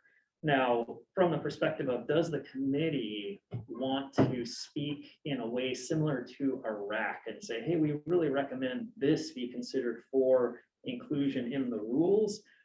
That, and as a committee, like, not as an individual, we're going to give our ideas, but as a committee, we're going to make a motion and say it. That should, we think, just to be on the safe side, that should come in the public comment period for that to be recognized and then potential changes made. But the input is great. And I think I'll go back to the backflow prevention rules. We were talking about that and got great input from, I can't remember who, but some of the well drilling folks on that we actually made, you know, rule changes based on the conversation we had here. So there's definitely, through the conversations, we're already implementing that. But I agree, like having a meeting during the public comment period to actually look at the rule language would be great. Also, I'm happy to change when we have our regularly set rules. So I guess I'm proposing an additional set of meetings, right? So we've typically had 4 meetings a year, and maybe we need more. But if we don't want more, then yeah, we should adjust them. The one risk to adjusting is we aren't always commenting on rulemaking. So rulemaking is a long thing and we have plenty of time for input, but there's grants and loans for feasibility studies and what have you. And I try and bring in the folks from the grants and loans department to give an overview of that before we present it to the commission. And that presentation and all, like, I guess the grants and loans are known, but basically it gives this committee the chance to have a preview of what's going to go in front of the commission. And then if you feel like you want to advise on something that's, you know, not rulemaking or not in that genre, but just like a note to the commission agenda, you've got the opportunity to do that. And so I agree that 2 days before is certainly not the time to bring for the first time anything to this group, but there are also those things that are not necessarily long lead time pieces that might benefit from that. So just want to throw that out there as something to consider.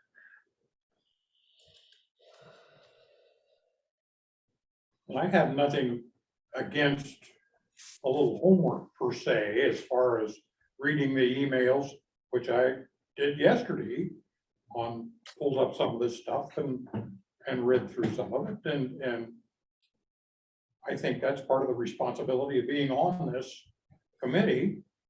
And so, yeah, I'm in favor of getting the information ahead of time, being able to suggest it a bit before we get to the meeting.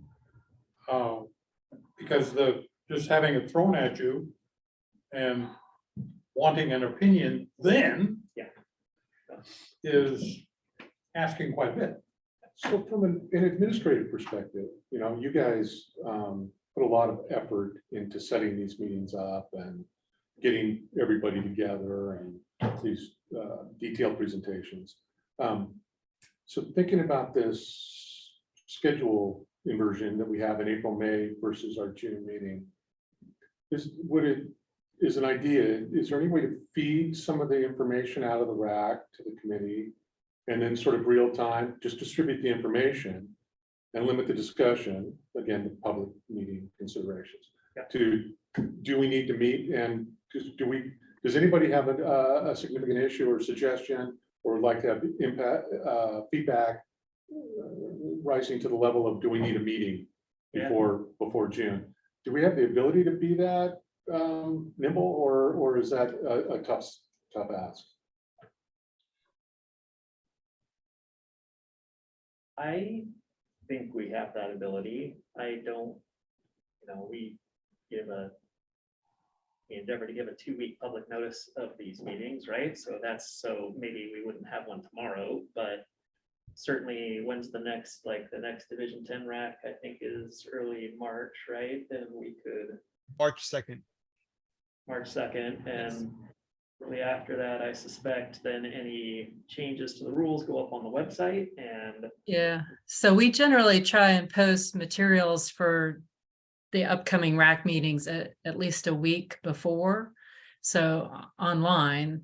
And those materials include track changes, to the proposed rules, as well as the agenda and the PowerPoint presentation that we share during the RAC meeting. So there's at least the opportunity to see what the RAC is going to discuss. And then, of course, the RAC meetings themselves are public, they're open to the public. So anybody's welcome to, check in and out of Zoom if you have, time to do that.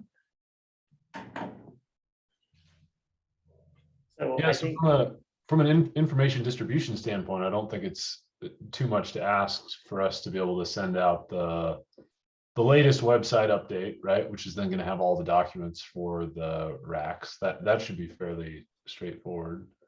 As to the when to schedule an additional meeting, I would assume that we cannot violate public meeting law by having everybody communicate directly with Justin if they feel they need a meeting. But I'm not the expert on that. Just quick comment. I think that's all makes a lot of sense what you guys have just talked about. I would, and I'm speaking for a guy who's not going to be on this committee a year from now, so I can suggest all kinds of things, and I'm not going to have to live that reality. But it seems to me that there are certain rules that are probably more important to members of this committee than others. And I think the critical groundwater rules are important. I think the groundwater allocation rules are important. I think probably the well construction rules are important. And I think it might be worthwhile if we thought about, and you guys, we don't need to resolve this today maybe, but once those rules are out and you guys send an email out to everybody and say, hey, these rules that might be near and dear to your heart for whatever reason are in the comment period. And if enough of us got back to Justin and said, I think the committee should weigh in on these rules, maybe you could propose a meeting, and then if we could get a quorum to say, yeah, we'll be there, then we could, as a group, make a comment. Because I'm assuming that a position or a comment about a proposed rule from this committee would carry a fair amount of weight, more than just Marshall Gannett, member of the public, blithering on about something, So I'm just looking for a way for us to have meaningful input early on enough in the process to be the most useful. Anyway, so that's something to think about. And again, you don't have to answer it now, but I'd be interested if knowing at least if other members of the committee would be amenable to maybe a sort of a hey, here are these rules. A number of us have read them and have some thoughts about them. Would we be willing to get together in an additional meeting this year to weigh in and hopefully make some meaningful suggestions? Would folks be interested in that? Absolutely. I think that's a little bit similar to what I was talking about earlier. And Yeah. we may, it may very well turn out to be the case that on review, we say, yeah, no additional meeting needed, have some questions that can wait till our next regularly scheduled meeting. So it could go either way. Yeah, well, anyway, Yeah, definitely, Marshall. I agree with all them comments. Yeah, additional meeting like that, I think where it comes from this GWAC committee, I think is way more meaningful than, like you said, just us individually. So I agree.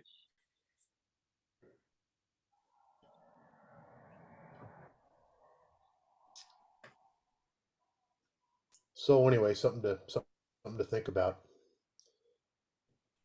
I think Justin was saying to have that be effective, it would have to be during the public comment period. So maybe the goal would be to try and have that meeting early on. So if it's a 60-day or 90-day comment period, do it, on the front end rather than towards the tail end, so that we can respond or address concerns or comments that come up through your process. I think Ken had a comment. He's trying to make a comment.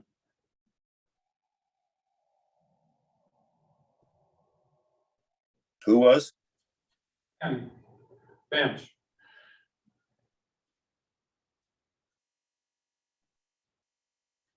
Just looked for moving and there was the highlight around it, but I couldn't hear him.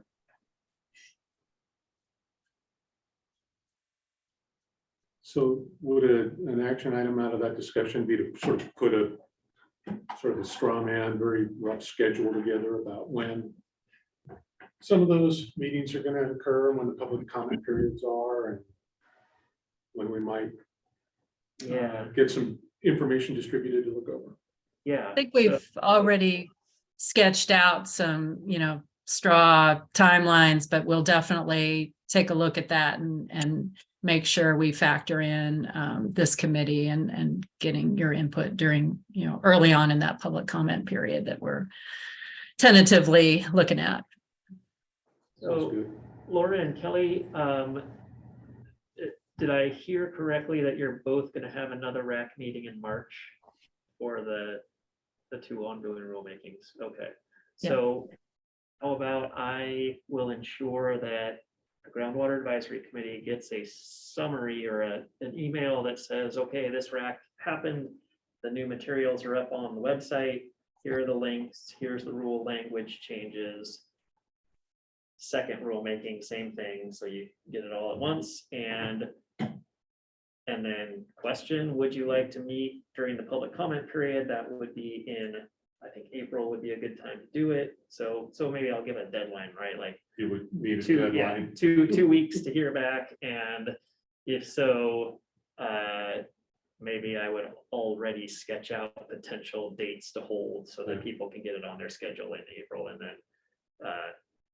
then we can see if people say, yep, we want to meet in April, and then we can select one of those dates and we can talk about either or both of those rulemakings at that time. I can't speak for Division 10, but I'm, the well construction, we have to be done by that July 1st. So we're going to have public comment during the month of April. So you can start looking at your calendars now, I'd say, if you want to meet and give us feedback on that anytime after April 3rd, I would say.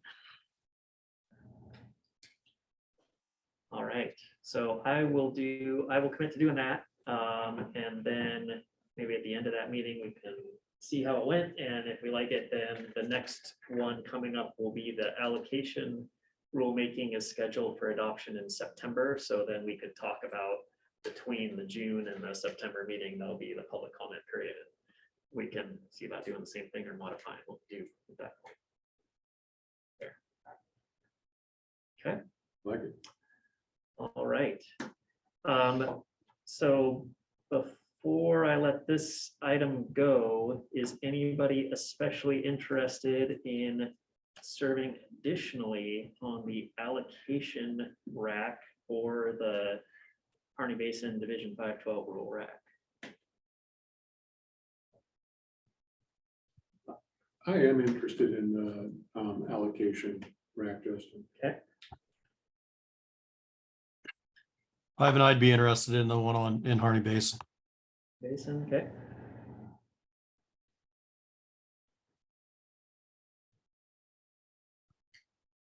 right, great. I will pass that on to the folks that are, well, the folks that are making up the racks are on meeting here, Kelly and Laura, so heard it from the source. We'll get you on the big list at least. I mean, I don't think that we can make any promises at this point, but we'll get you on the big list of people to consider, and we'll go from there. And yeah, I appreciate that. Yeah, good for you guys. That's great. It really is. All right. All right, well, if there's no more discussion about agenda item G, then we're on schedule. Moving on to H, the Klamath Project groundwater update. Justin. Okay, so I had meant to pull up, give me 1 second here. I meant to pull up a hydrograph. That would be from.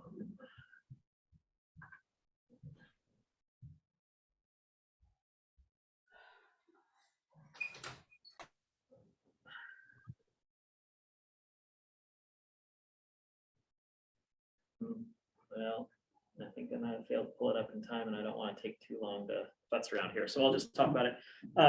I had forwarded to this group earlier a press release that came out talking about groundwater allocation or drought potential in the Klamath Basin. So in the Klamath Basin, you'll recall we've had, well, may or may not recall, I don't know the exact statistics, but over some significant period, I think 10 years roughly, we've had more years of governor declared drought than not. And during a governor declared drought, when surface water becomes less available and some surface water users get curtailed off on the prior appropriation system, the drought declaration has opened up a process by which folks could apply for emergency groundwater use. It's a 1-year emergency drought permit, and it's basically a type of supplemental permit where the drought declaration is taken into account in the public interest process. And that kind of changes the criteria against which a new application is assessed, or maybe it doesn't change the criteria, but it brings in this additional consideration of a short-term use to alleviate drought impacts. Over the many drought declarations over the past roughly decade, we've issued a number of drought permits, and we've seen that groundwater signal. We see a strong pumping signal when we do that. There's recovery in the winter, but usually not to the level at which we started at the beginning of the year. So there's some step down in water levels. And in years where we haven't had drought declarations, when we've had normal water years, we've actually seen a bit of building of the water table at that point, right? And ideally, that's how the system would work, is we use groundwater when surface water is short, and then ideally the surface water is available the next year, and the groundwater system recovers until we need it again. But having used it more years than not for several years, we're seeing those cumulative impacts in water level declines. And last year, obviously, we hit a real critical point where we went from a few dry domestic wells to hundreds in the basin. Last year, we decided, because of that impact, we wouldn't issue as many. We issued one drought permit that was on the west side of the basin near the Cascades. And this year, after looking, we went out in January and gathered some water levels around the basin, saw again, even without issuing drought permits, the water levels had dropped again, or we're starting at a lower level this year by a few feet in cases than the year before. So similarly, we put out a press release that said it wasn't likely that we were going to be issuing a significant number of drought permits in the basin this year. Justin, can I bring up a question real quick? I just want to ask now, most of those drought permits, now correct me if I'm wrong, are down around the Henley, Merrill, and Malin area, correct?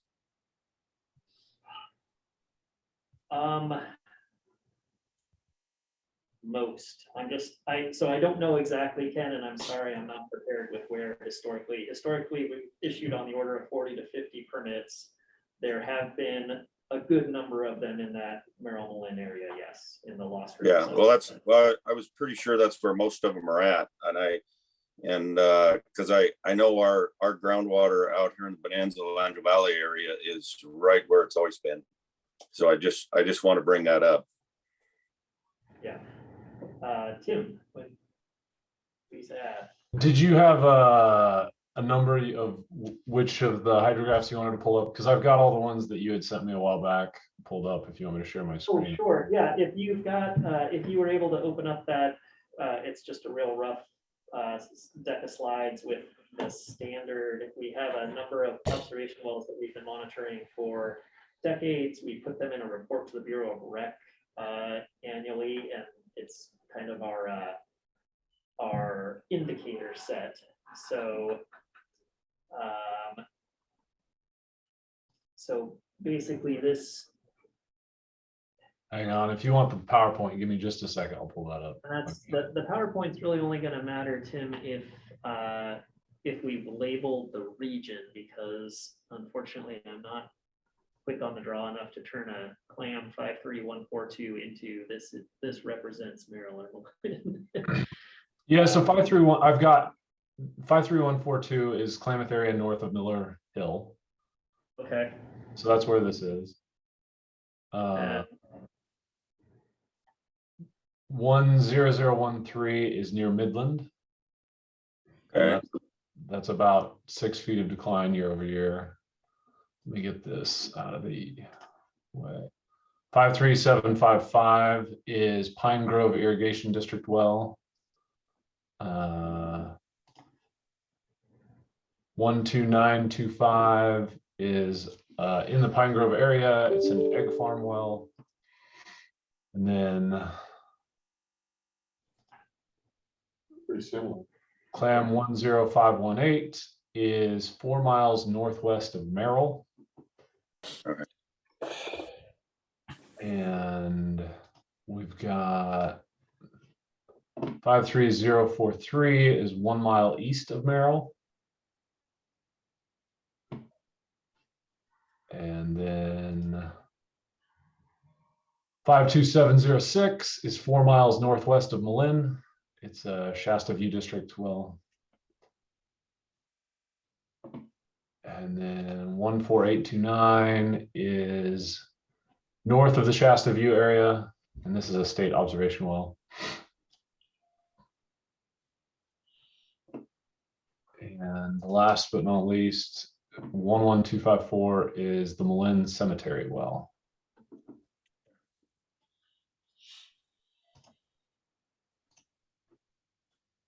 So this little spot on the agenda, again, was mostly just an awareness statement for the committee to keep you up to date on current events and that recent press release and conditions. So nothing coming before the commission, just trying to communicate as early as we can what the conditions are that we've seen so far this spring. I want to also stress that we wanted to get an assessment and the word out as early as possible for the growers, because the feedback we heard last year was, hey, you gave us this message in March or April when we were already counting on that being the case. So we wanted to get out early. That does mean that there's likely still recovery going on. So the numbers that you see here are kind of worst possible. And if we expected the water levels to go anywhere between now and March, it would be up. That being said, there's a number of permanent supplemental rights out there issued in the early 2000s era. So, when we started seeing issues with the salmon during that 2000, 2001 period, people started applying for permanent rights. So there's still a goodly number of groundwater rights that get used in the event that surface water isn't available.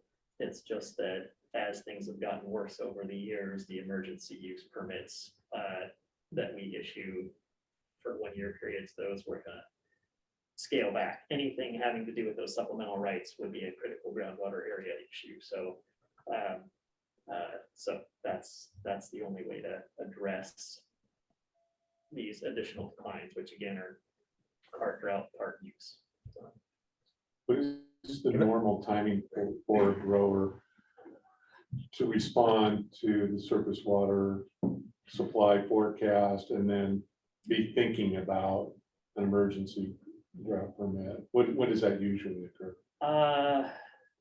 I would look to Ken for that. I Ah. think, I mean, I know the emergency drought permits can't be applied for until there's a governor declared drought. And Yeah. that happens based on a county request. And the county works with council of federal and state natural resource agencies to assess conditions looking forward and what we think the drought situation is going to be like in the summer to Okay. get those declared as early as possible. But Not Well, very realistic. the guys are working on getting their plans organized even as we speak. So yeah, anytime between here and by anytime, sometimes say even as early as March, they can already be trying to plant. So yeah, it's in the process right now. Thanks, Ken. I believe the earliest we've seen a drought declaration is this year. Jefferson County already declared, and that was in like early January. And drought declarations, from my experience, have come in between February and about May generally.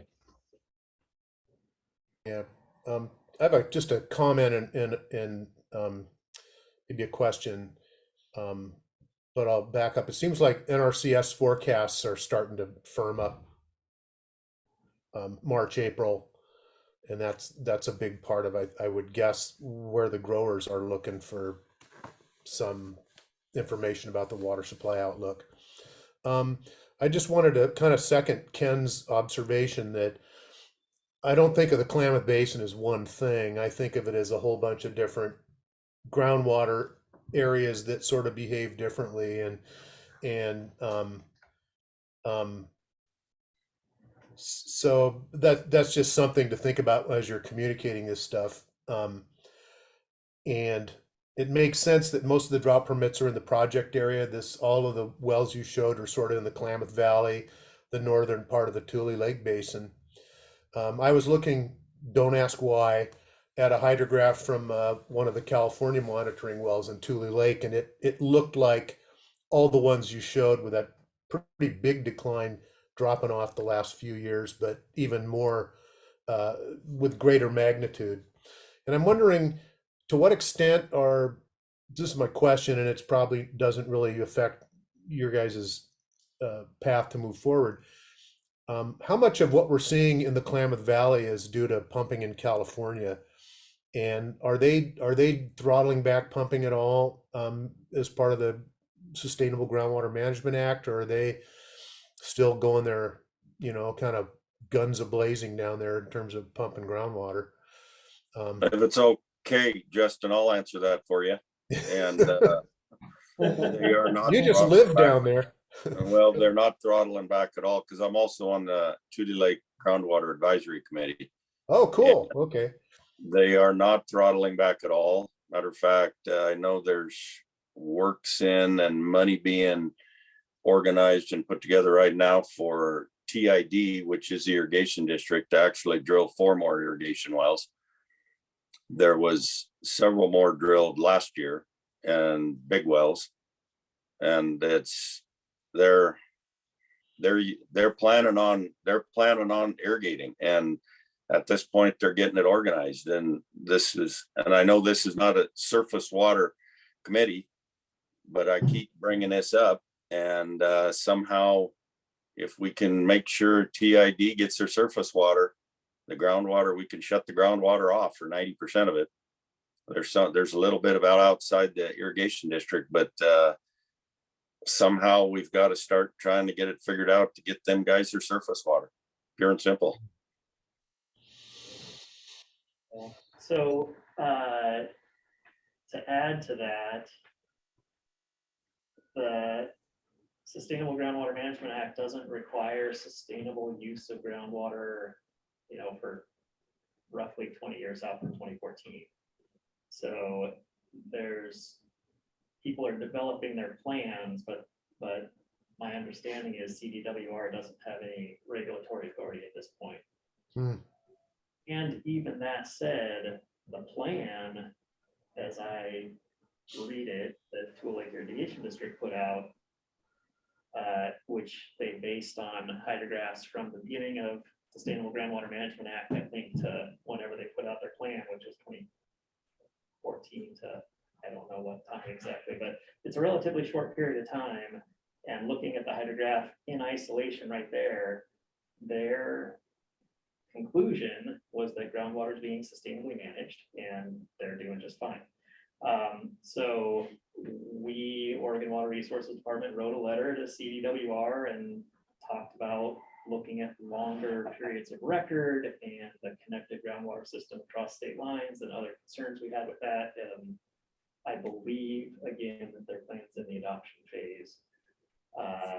Or it's submitted to the state to review, so it's not accepted by the state yet, but we're keeping an eye on that, and we are doing our best with the resources we have, which are still strained at this point, to stay engaged with CDWR and that process as well, because that certainly affects folks on this side of the border. So we're putting effort into engaging with California as best we can on that. Now, when they'll actually have the authority to take action, that's still years out. So we're just getting started there. Yeah. Thank you.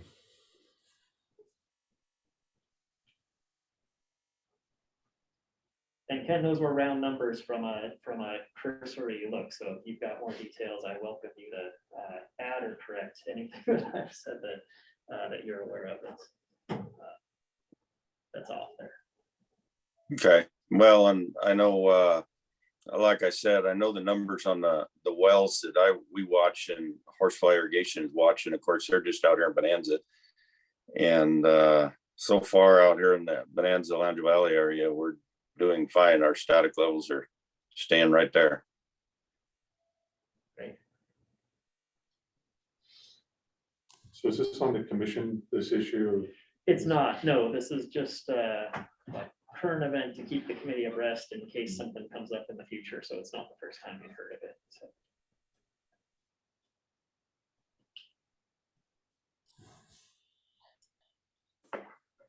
And if the committee here was interested in advising the commission one way or the other on what California is doing, I would ask that you let me know so that I can actually research and have the specific language and what have you from the Sustainable Groundwater Management Act plan that's being put together. So. Well, I mean, I don't want to, I really kind of feel like this is Ken's right in his backyard, and I don't really want to step in it, but it does seem like that. I mean, we're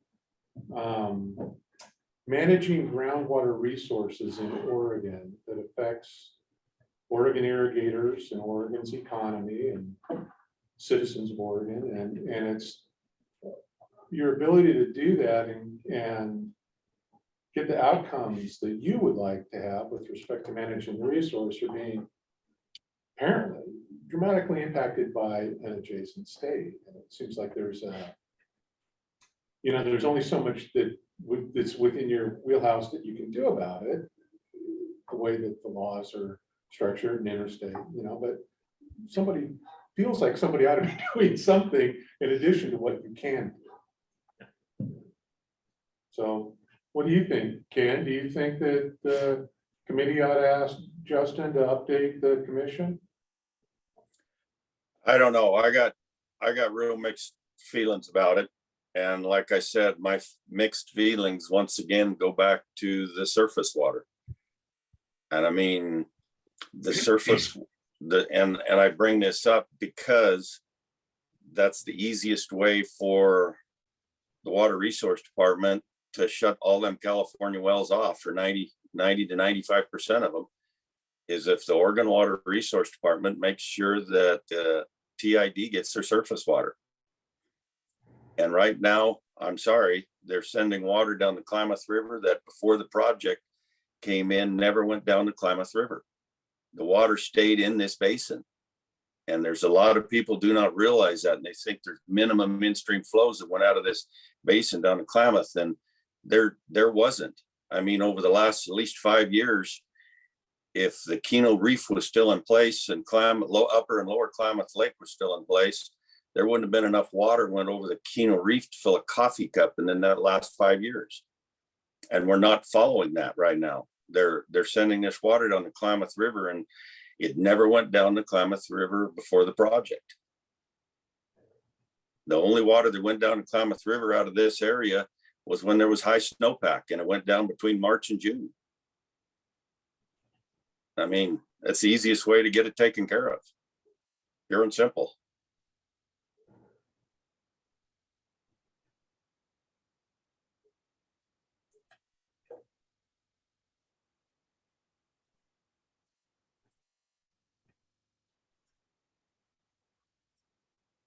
I can guarantee it, TID is going to have they already have a real issue with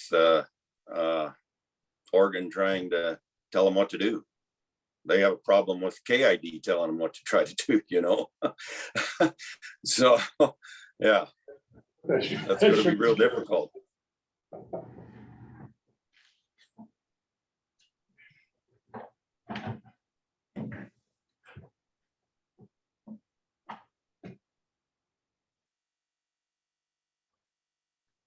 Well, I'll defer to Ken. I mean, I still kind of feel like it should, I'm not sure, I'm unclear on, you know, making a distinction about it being a groundwater issue versus a surface water issue. And of course, you know, a lot of what Ken's describing are internal to California and how their water resources department is managing things. So all that said, which are complicated and confusing, you know, the issue remains more wells going in, impacting water resources in Oregon. Big time. A good thing. Yeah, yep, and that's a perennial concern we hear wherever we have those cross-border issues. So here, Walla Walla Basin, certainly folks are concerned that management on both sides of the border is coordinated, I guess is the best way to say that. So, and we're a lot further ahead on coordinating with Washington than we are with California. So, Yeah. So, I mean, it seems like I don't see the downside in having the commission understand that there's a need to do that, need to pursue that. And maybe they already do. I think that's what I was asking. I mean, is that already on their radar of something that is,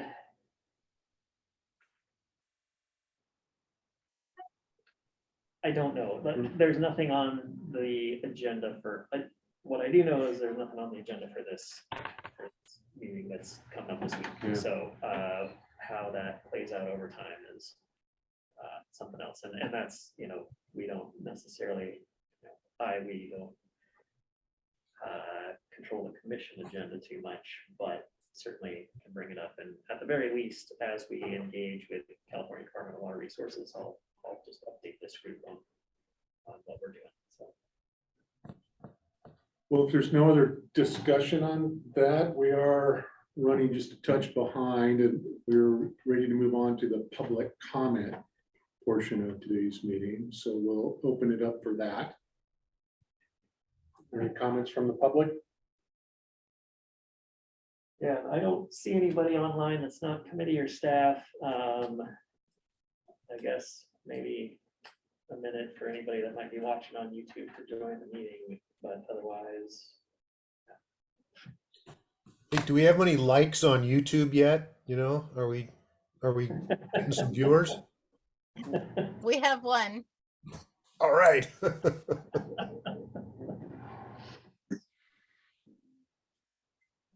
Well, in the absence of public comment, I would ask one question of Laura. There was I'm trying to look up the House bill. I made a note here about potentially funding AR projects in the state. There was I think a legislative committee meeting a week or so ago. Any thoughts on how that went or what the odds are on that? we provide information to the legislature upon request and don't advocate one way or for another. Okay, So, just yeah. no information, come back out the other way. All right, Yeah. fair enough. Does anyone have any input from where the city of Beaverton's ASR project that's going to inject semi-treated urban runoff into my aquifer, where their permit is standing? I do not have an update on that permit. I haven't heard any action, which doesn't mean there isn't any action, just that it's not a hot topic at this point, but I will look into that and I can follow up with the committee with an email about the status of the Sterling Hill, I think it's called, ASR project. I just hate to see semi-treated runoff water from urban areas pumped into my drinking water in a critical groundwater area. All right, I'll get you an update on that for the new committee members. Was that just November? We had DEQ come in and give a presentation. Yeah, so that's, the recording of that is available online if you'd like to take a look at that topic. And if you go to the minutes, you can click on a link to get you, these recordings are 2 hours or 3 hours, whatever the meeting is. So just a reminder that the links in the minutes take you straight to the timestamp of when those discussions begin. So Thank way you. to get there. Yeah. Well, all right then, I think we've covered the agenda. I think we can entertain a motion to adjourn if there's no other comments, or I so move. I'll second it. all right, well then we're adjourned. Thanks, everybody. Yeah, good Hi. seeing everybody. Well, Hi, this good is, seeing y'all. Christy talking here. For those of you who came in person, if you could sign your TEDs so you can get reimbursed for your parking, that would be great. There's papers on the corner. Right there on the back. Thanks, Christy. Thank you. All right. Thanks, folks. Appreciate your time, and we'll see you in either April or June. More to come. Thank you. Bye-bye. Either way.